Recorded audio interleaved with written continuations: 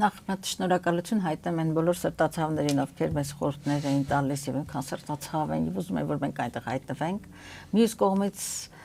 ուզում եմ նաեւ ամոթի խոսք ուղղել նրանց, ովքեր թաքնվել են ընդդիմադիր գարան մորթու տակ եւ այնուամենայնիվ մութ սեղանի տակ քաղաքական ակացիներ են տալիս, դա չի կարելի։ Այսօր մենք ունենք մեկ գերնպատակ։ Դա Հայաստանը նիկոլականությունից, որպես արժե համակարգ Հայաստանի փրկությունն է։ Եվ այդ իրականության մեջ ցանկացած ընդդիմադիր քաղաքական ուժի միավորման նկատմամբ խոցումները դրանք բաներ են, այսպես ասեմ, դաշույնը հարում է Հայաստանի ապագա ճակատագրին։ Այդ խաղականոնները ինձ համար արգահատելի են, նույնիսկ եթե նրանց մեջ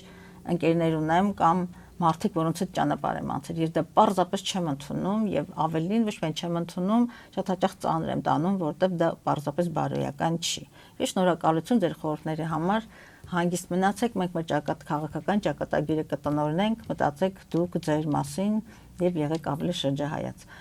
Ամբողջական հաղորդումը դիտեք մեր YouTube-յան ալիքում։